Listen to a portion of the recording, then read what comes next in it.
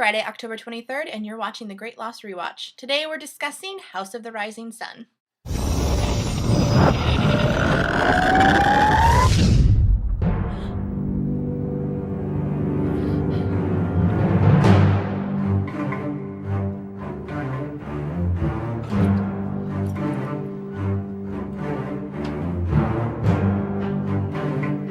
The episode opens up on Sun's eye, and that's the last time I'm mentioning an episode opening up on an eye, because that's going to happen a lot, so just accept it. This is a Sun and Jin flashback. Actually, I'm going to stop that right there. This was a Sun flashback that Jin happened to be in. I always thought it was unfair when people were like, this is a Sun and Jin flashback.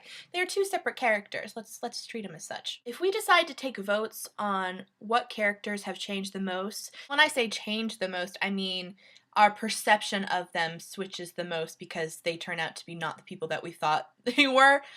Sun and Jin would definitely be towards the very top of that list. We think he is the dominant, cruel husband. We think she's the, submissive wife. Only to figure out that he was a really hopeless romantic and she is a liar. They were so in love. And it was heartbreaking to watch it for the first time because you know that their marriage is rocky, even in the season 1. But now it's even worse because, she thinks that he was dead, but he's not. She's trying to get back to him. They've been separated.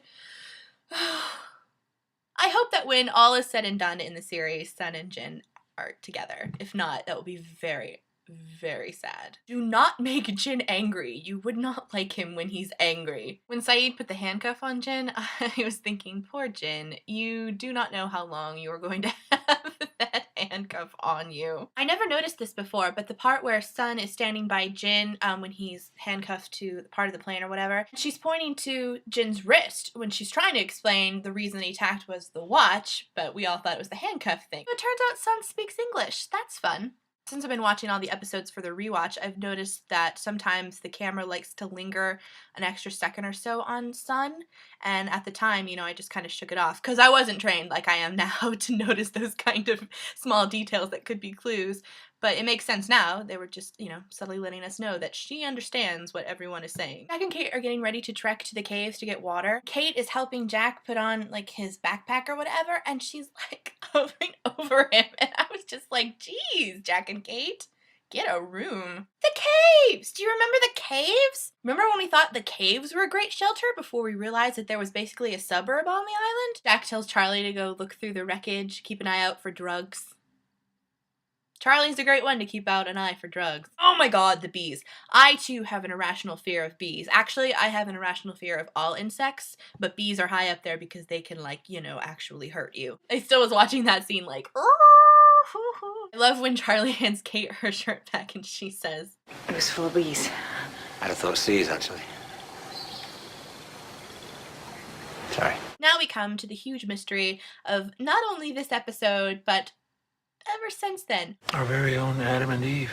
Who are Adam and Eve? Producers have said that when we find out the identities of Adam and Eve, that will be the greatest proof that we knew that they were not making it up as they go along. Although, do people still believe that they were? Because it's obvious they weren't. Of course, I remember Adam and Eve, but I had no memory of the fact that one of the skeletons was carrying a pouch, and inside the pouch was a black rock and a white rock. Just got me so excited because the show is coming full circle, we're getting the bookends. I love bookends. This is the second episode in a row where Locke kind of takes an advisor position. He advised Jack in the last episode, and now he's advising Charlie to give up his drugs. I've forgotten that Locke had that kind of wise old sage role at the beginning of the series. I like it. So half the camp is going to the caves for better shelter and a water supply, and half the camp is staying on the beach in case a plane or a boat or rescue, which I kind of wanted to tell them, yeah, you really don't bother. You're not getting rescued. The separation that hurts the most is the fact that Kate stayed behind and Jack went to the caves,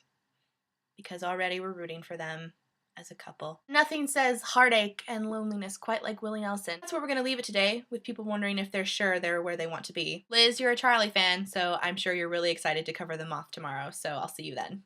We're gonna need to watch that again.